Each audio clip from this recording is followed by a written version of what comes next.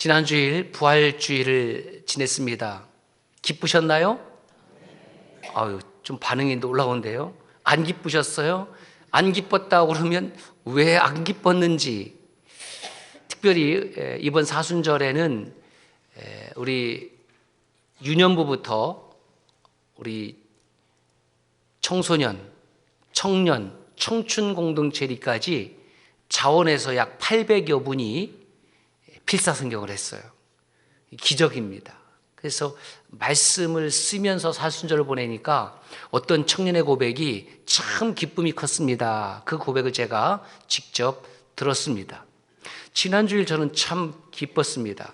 부활하신 주님의 은혜도 기뻤고, 또 이 예배당에서 저 뜰에서 마음껏 미래세대 아이들이 와글와글 진짜 너무너무 걸리적거리게 그렇게 뛰노는 모습을 보니까 어찌하니 기쁠 수가 있겠습니까? 여러분 기쁘셨죠? 이것을 보고서도 기쁨이 없는 사람은 이거는 따라합시다. 죽을 병이다. 죽을 병이죠. 그 아이들이 그렇게 재밌게 노는 것을 보고도 내 마음이 기쁘지 않으면 이거 죽을 병에 걸렸음이 틀림없으니까 빨리 병원에 가보셔야 돼요. 여러분, 부활의 기쁨이 없었다면 그 이유는 무엇일까? 정말 우리는 어떤 절기 때마다 그 절기의 기쁨이 있는가? 특별히 부활주의를 우리는 상습적으로, 형식적으로만 지키고 있지 않은가? 그러니까 형식은 남아있으되 그 내용, 즉 기쁨은 없는 거죠. 그런데 그것은 어떤 특정한 사람만이 그런 것이 아니라 이 시대에 너무나 많은 그리스도인들이 부활의 기쁨 없이 부활절을 보내고 있다는 겁니다. 그래서 부활을 전하는 자나 듣는 자나 그 부활의 기쁨은 간직하지 못하고 오직 부활의 의미, 부활의 삶만을 소리 높여 외치지만 저는 그것은 공허한 소리에 불과하다는 거예요. 내 안에 참된 부활의 기쁨은 내 밖으로 드러나는 겁니다. 슬퍼보세요. 주변 사람들이 다 압니다. 무슨 어려운 일이 있으세요? 무슨 힘든 일이 있으세요? 어디 아프십니까? 그 얼굴이 그대로 드러나는 겁니다. 지난주일 어떤 몇 분의 성도님들이 그러더라고요. 저한테, 목사님 온종일 기뻐하는 모습을 봤다고요. 제가 그랬습니까? 저는 그게 기뻤어요. 기쁘면 기쁜 사람도 그 얼굴에 기쁨이 드러나게 되어 있는 거예요. 그래서 기쁜 사람 얼굴을 보면 기쁘고 슬픈 사람을 보면 슬프고, 그 누구하고 어울려야 돼요? 기쁜 사람, 슬픈 사람. 기쁜 사람하고. 밥을 잡수실 때 기쁨으로 먹고 감사함으로 먹는 사람하고 먹어야지 소화가 잘 되지, 먹으면서도 막 그냥 이러면 안 되죠. 내 안에 부활의 기쁨이 없으니까 부활의 의미와 부활의 삶만을 소리 높여 외치고 몇 번 고개 끄덕끄덕이고 부활절을 혹시 보내지는 않았는지. 부활의 의미, 부활의 삶 중요하지요. 그런데 부활의 의미와 부활의 삶은 부활의 기쁨 없이는 안 되는 것 아닙니까? 생일을 맞이했습니다. 왜 태어났니? 사는 의미가 삶의 의미가 뭐냐? 삶의 목적이 뭐냐? 이렇게 묻기 이전에 문자 한 번이라도 생일 축하를 보내고, 또 케이크라도 보내주고 소수건이라도 선물 하나 주면 그 생일을 맞이한 사람이 얼마나 기쁘겠습니까? 그런데 그런 것은 하나도 없고 그저 태어난 의미와 목적을 묻는다고 하면 그것은 앞뒤가 바뀌어진 것입니다. 누가 예수님의 십자가의 부활을 증언할 수 있을까? 누가 예수 그리스도의 십자가의 죽음과 부활하심을 세상 가운데에 드러낼 수 있을까? 억지로 하라는 것이 아니지요. 내 안에 부활의 기쁨이 충만하면 그것이 밖으로 저절로 드러날 수밖에 없는 겁니다. 똑같이 먹고 살아가는 것 같은데 어떤 사람은 그렇게 싱글벙글하는 거예요. 똑같이 예배를 드리는데 어떤 사람은 그렇게 기쁜 얼굴로 예배당을 나서는데 어떤 사람은 근심하며 돌아가는 거예요. 똑같이 주님으로부터 말씀을 받았지만 어떤 사람은 기쁨으로 받고 어떤 사람은 마음에 근심하며 돌아가는 겁니다. 여러분, 예배당 문을 나설 때에 예배를 참석한 저와 여러분 모두 활짝 얼굴 피고 돌아갈 수 있기를 주의 이름으로 축원합니다. 주님의 부활을 어떻게 표현하면 좋을까? 제가 이걸 한번 묵상해 봤거든요. 여러분, 어떻게 표현하면 좋을까요? 제가 말씀드릴게요. 십자가에서 멎은 주님의 심장이, 따라합시다, 다시 뛰기 시작했다. 주님의 심장도 십자가에서 분명히 멎었습니다. 죽음이 찾아온 거예요. 부활했다라는 것은 그 주님의 심장이 다시 뛰기 시작했다. 살아있는 사람과 죽은 사람의 차이가 뭡니까? 죽은 사람은 막 함부로 해도 되는 겁니까? 여러분, 시신 훼손하는 것도 처벌받습니다. 살아있는 사람과 죽은 사람의 차이는 호흡과 심장의 차이예요.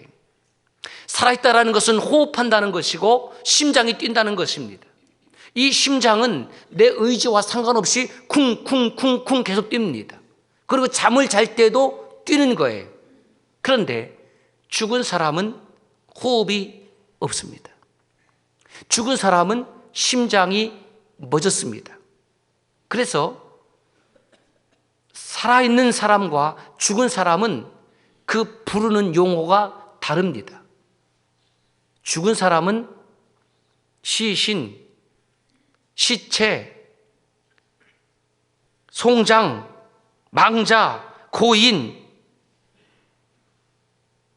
이게 죽은 사람을 호칭하는 거예요. 어떠한 호칭이 되었든지 죽은 사람은 말이 없고 호흡이 없고 심장이 없습니다. 그러나 살아있는 사람은 호흡이 있고 심장이 뛰는 거예요. 무슨 일이든지 감당할 수 있는 겁니다. 이처럼 살아있는 그리스도인은 예수 그리스도의 심장을 이식받아서 쿵쿵쿵쿵 뛰는 것이요, 이것이 성령의 임재입니다. 성령께서 내 안에 임재하시면 내 안에 예수의 심장이 뛰는 겁니다. 믿음의 심장이 뛰는 거예요. 오늘 이 시대의 심각한 그리스도인들의 질병이 뭐냐면 믿음의 심장이 뛰지 않는다는 겁니다. 뛰기는 뛰는데 거의 의학적인 표현으로 하면은 연명의료라고 그러죠. 연명의료. 또 뭐 연명치료라고 하죠. 그 호흡기를 끼고서 거기서 기계의 도움을 받지 아니하면 호흡이 불가능한, 살아있지만 살아있다고 얘기하기도 뭐하고, 또 돌아가셨다 고인이 되었다 하고도 뭐하고, 이게 연명의료, 연명치료입니다. 오늘 이렇게 심장이 뛰기는 뛰는데 거의 나의 의지와 상관없이 어떤 기계적인 도움에 의지해서 가느다랗게 뛰는, 살아있으나 살아있지 못하는 그런 성도들이 얼마나 많을까? 누가 그러냐? 순종 없는 그리스도인. 누가 그러냐? 헌신 없는 그리스도인. 그래서 살아있는 예수의 심장을 가진 성도들은 그리스도의 몸된 교회 공동체에서, 가정에서, 사회에서 내가 쓰임받는 것으로 기뻐하고 행복한 거예요. 그런데 연명 의료 행위를 하고 있는 사람은 쓰임받는 것도 싫어합니다. 헌신하는 것도 싫어합니다. 순종하는 것도 싫어합니다. 누가 불쌍한 사람이냐? 바로 그런 사람이, 그런 성도가 참으로 하나님 보시기에 불쌍한 사람입니다. 사랑하는 형제 자매 여러분, 부활신앙이라는 것이 도대체 무엇입니까? 부활신앙이라는 것은 내 심장 속에 예수 그리스도의 부활의 심장이 이식되어서 예수님을 자랑하고 증언하고 동행하고 세상을 이기는 거예요. 그래서 이렇게 한번 정리를 해봤습니다. 시작.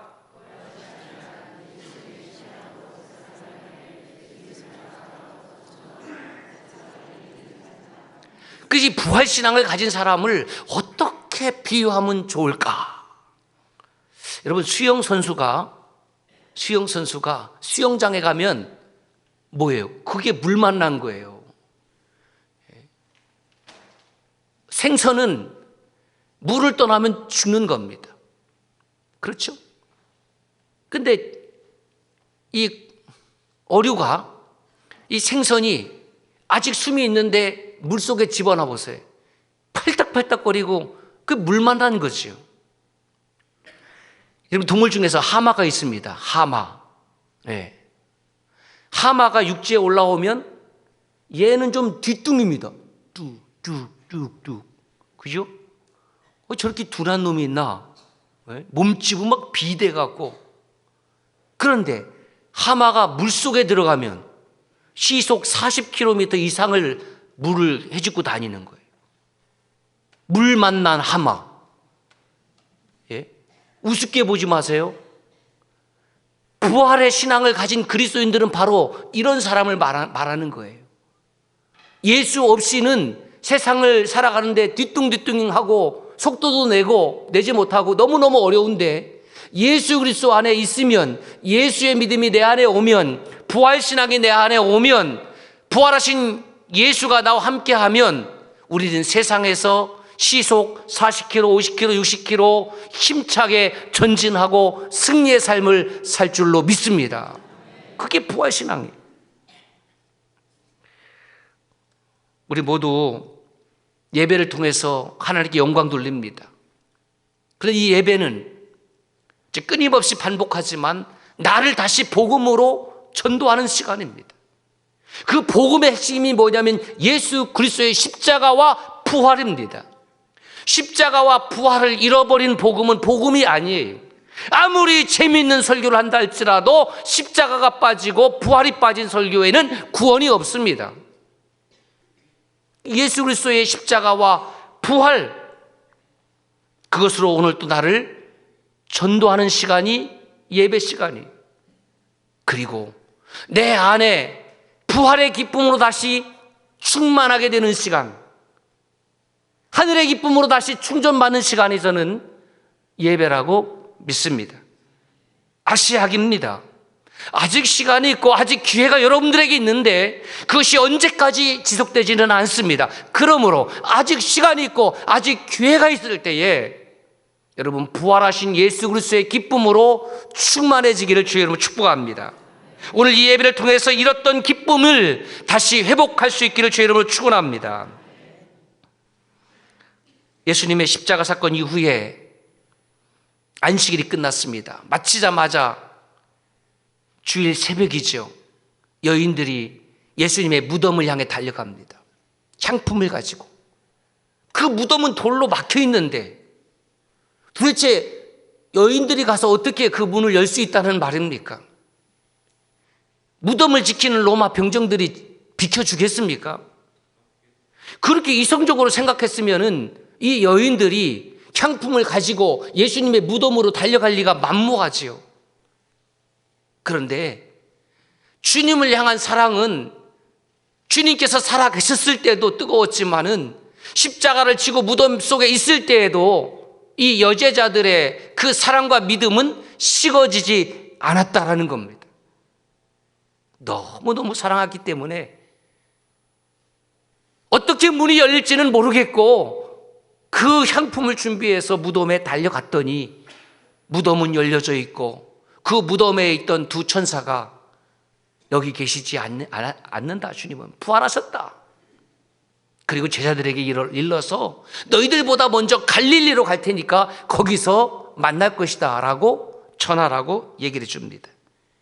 그것이 마태복음 28장 7절과 마가복음 16장 7절에 나오는 말씀입니다. 자, 그런데 이렇게 천사가 갈릴리로 가라는 말씀 이전에 이 말씀을 누가 했느냐? 바로 목요일 밤에 제자들과 만찬을, 6월절 만찬을 마치고 감람산 겟세마네 동산으로 가셔서 기도하시지 않습니까? 그때에 제자들에게 이르시죠.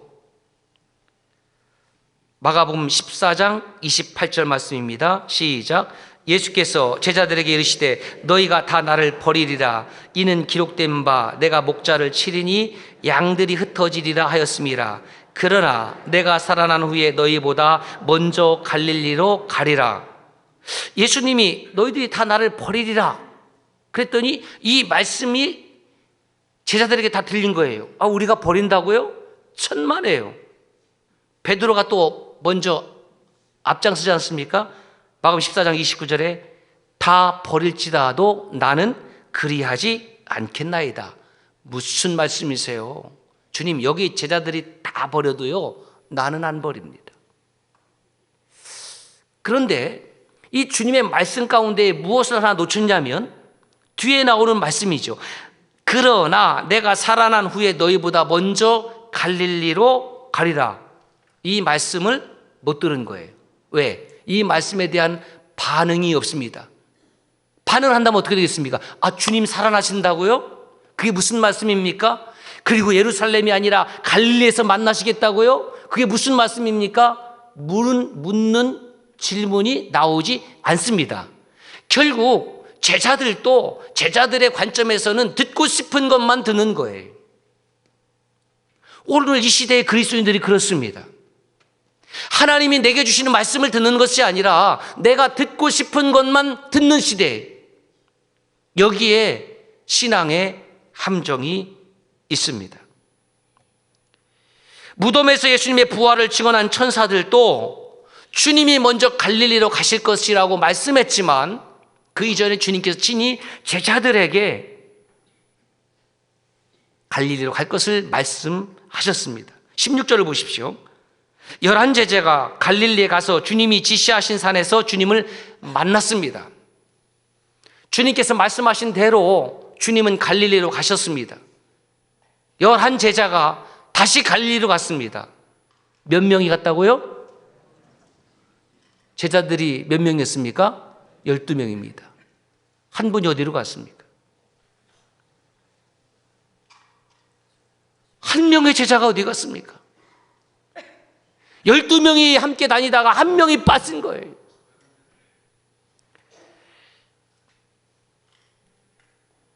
한 명은 가룟 유다죠. 가룟 유다가 누굽니까?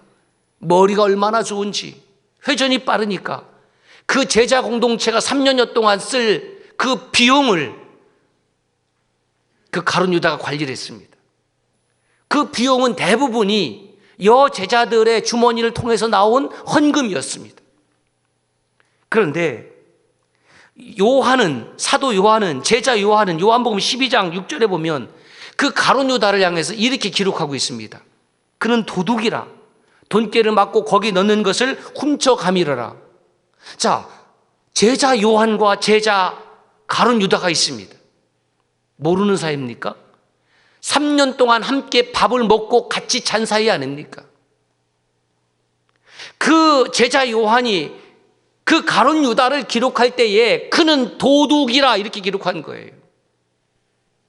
그렇게 기록할 때에 제자 요한의 마음은 얼마나 아팠을까?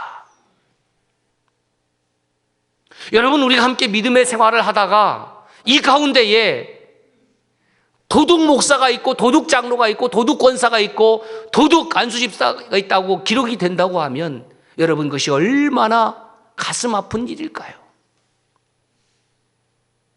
그 요한의 마음을 헤아려 보는 겁니다. 그리고 가룟 유다를 바라보는 주님의 마음은 어떠셨을까요? 가룟 유다는 겉으로는 제자였지만 속으로는 도둑이었습니다. 그러나 주님은 그 가룟 유다가 가는 길을 강제로 막아서지 않으셨습니다. 왜냐하면 우리 주님은 격이 있으시지요. 신격이 있으시지요. 강제하지 아니하시지요. 우리의 자유의지를 100% 존중해 주시는 분이시지요. 처음에는 제자의 길을 따라 나섰습니다. 믿음의 길을 따라 나섰습니다. 가장 중요한 재정을 맡았습니다. 그런데 도둑이었습니다. 빼돌렸습니다.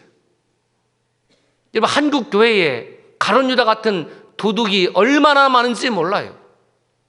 그리스도의 몸된 교회 공동체의 돈을 빼돌리고 눈 하나 깜빡하지 않습니다. 훔쳐가고 자기 멋대로 유용하고, 되라고 하면 하루 종일 될 수도 있습니다. 그것을 바라보시는 주님의 마음은 얼마나 아프실까. 결국 영광의 길을 가다가 멸망의 길로 간 사람이 가룟 유다입니다. 여러분, 우리 가운데에 한 사람도 그런 사람이 없기를 주의 이름으로 축복합니다. 누가 가룟 유다처럼 배신과 패도와 멸망의 길을 가는가? 그저 순종도 없이 헌신도 없이 예배당에 나와서 냉소적인 태도로, 그리고 비난하는 입술로 자신의 신앙적 행위만이 옳은 것으로 착각하는 사람, 주님이 가신 십자가의 길은 내 눈에는 저건 잘못된 길이에요. 저렇게 가면 안 되는데, 그래서 가룟 유다가 자기의 생각이 옳은 대로 돈이라도 받아야지 은 30에 팔아버리고 결국 가책을 받아서 스스로 목숨을 끊습니다. 본인도 영원히 불행한 영혼이 되었지만 그 가룟 유다를 바라보는 주님의 마음은 얼마나 아프실까. 그리고 후일에 요한 사도가 그 일을 기록할 때 요한 사도의 마음은 얼마나 아팠을까. 사랑하는 형제자매 여러분, 저와 여러분들의 인생 가운데 서로 아름다운 믿음의 동역자로 영원히 남기를 주의 이름으로 축원합니다. 영원히 아름다운 동역자로, 믿음의 동역자로 그렇게 남아야지. 17절 보십시오. 갈릴리에서 다시 만난 제자들은 주님을 경배했습니다. 예배했습니다. 그런데 아직도 의심하는 사람들, 복수입니다. 아직도 그 11제자 가운데에 의심하는 제자들이 있었다라고 기록하고 있습니다. 예루살렘에서 부활하신 예수님이 8일 후에 다시 먼저 나타나시고 다시 나타나셨을 때에 토마가 처음에 나타났을 때 없었어요. 어쩐 일인지. 8일 후에 토마가 와서 부활하신 주님을 만나니까 못 믿으니까 내 손도 좀 만져보고 내 옆구리에 좀 손도 넣어보고, 네가 나를 보고도 믿지 못하느냐? 시각이 안 되면 촉각으로도 사용해야지. 주님 하신 말씀이 보지 않고 믿는 자들은 더 복되다고 말씀하셨어요. 가룟 유다가 거기에서 아직도 의심을 가졌는지는 모르겠습니다만은 복수의 제자들이 여전히 부활하신 주님을 의심스러운 눈초리로 보면서 경배했다라는 겁니다. 그러면 왜 눈으로 보고 있음에도 불구하고 부활하신 주님을 의심으로 바라보았을까? 왜? 뭐가 못마땅했을까?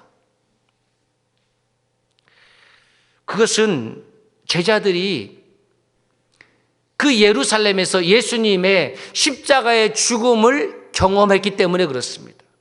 그 십자가는 무시무시한 사형이었잖아요. 차마 눈뜨고 볼 수 없는 십자가형을 제자들이 경험하면서 그 마음속에 두려움이 가득한 거예요. 아, 그렇게 깨달았어요. 내 안에 두려움이 가득한 사람은 여전히 의심으로 살 수밖에 없구나. 여러분 보세요. 3년여 동안 주님과 제자들이 동행하면서 말씀을 들었습니다. 천국 복음을 들었습니다. 기적 행하는 것을 보았습니다. 병 고치는 것도 보았습니다. 귀신 쫓아내는 것도 다 경험했습니다.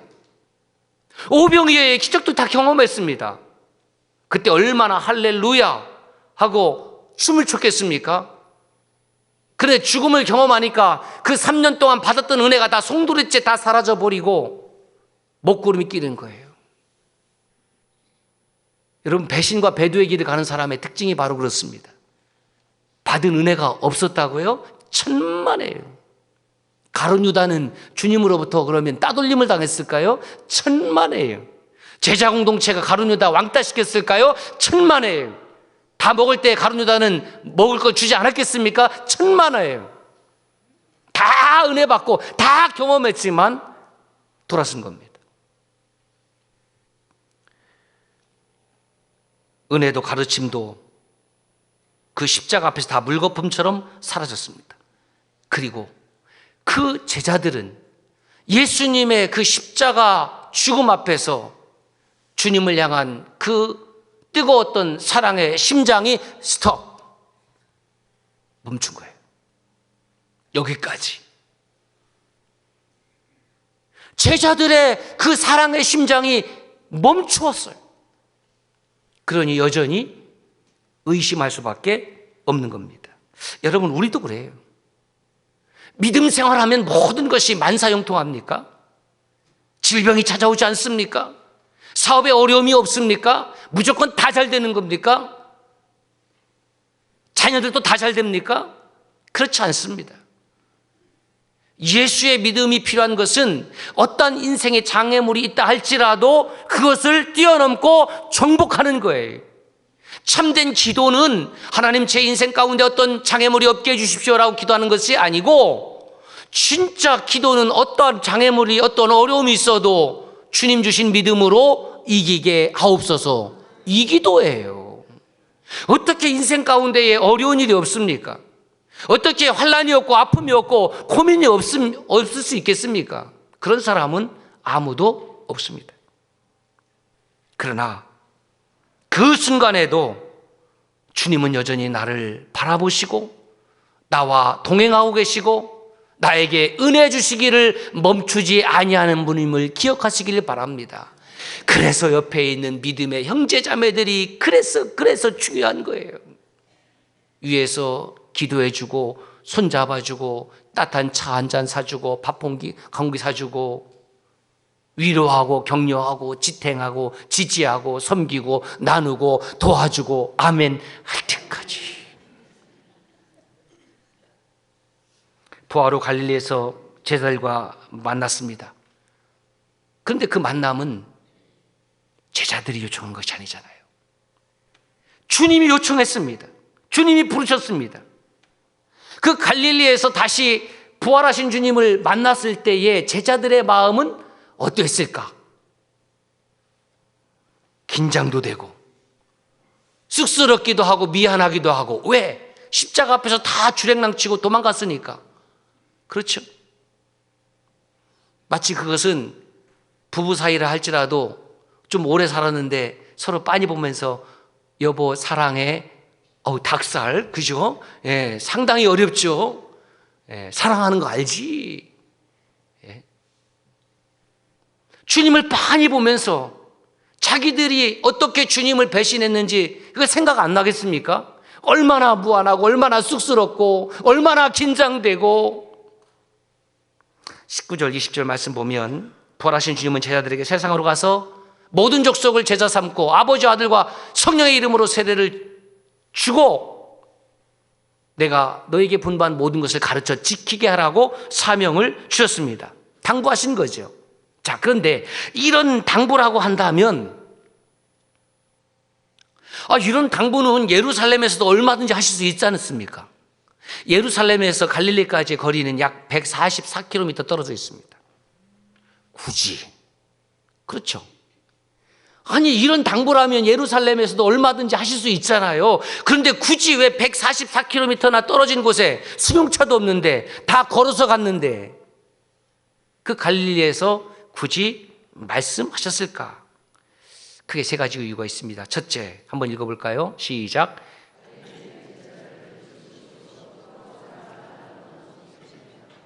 갈릴리는 처음 제자들이 예수님을 만난 곳이잖아요. 그리고 그 강력한 사명으로 부르심에 감동되어서 하나님의 영에 이끌려서 생업도 내어버려 두고 주님을 쫓았던 곳이 갈릴리였습니다. 두 번째, 시작.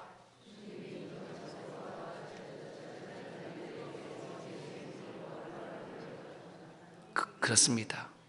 주님은 무덤에서 부활하셨습니다.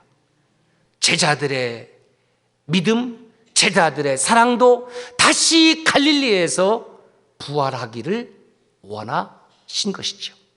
셋째, 부활의 증인으로 파송하시기 위함입니다. 여러분, 우리 모두는 부활의 기쁨을 받았다고 하면, 부활에 참여했다고 하면 세상 가운데에 부활의 증인으로 살아가야 됩니다. 제자들 모두 자기의 지성과 자기의 경험을 가지고 주님을 따랐을 때는 3년이 아니라 30년을 따랐어도 실패할 수밖에 없습니다. 평생 교회를 다녔어도 내 지성과 내 경험으로 다녔다고 하면 부활의 기쁨 없습니다. 부활의 증인 못 됩니다. 그냥 자기의 오래된 습관을 만족시키기 위한 종교적 행위를 하고 있을 뿐입니다. 누구에게나 예수님을 처음 만났던 장소와 시간 있지 않습니까?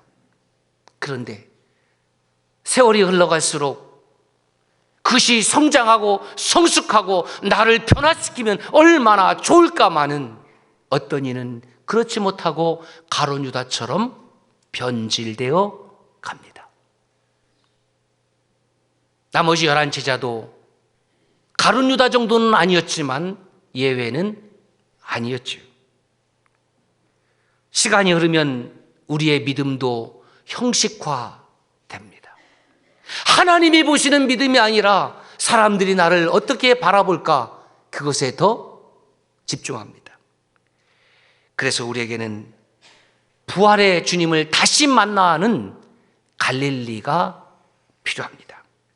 그 갈릴리에서 식어진 심장, 죽어진 심장이 다시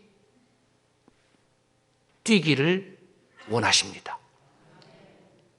여러분의 갈릴리는 어디입니까?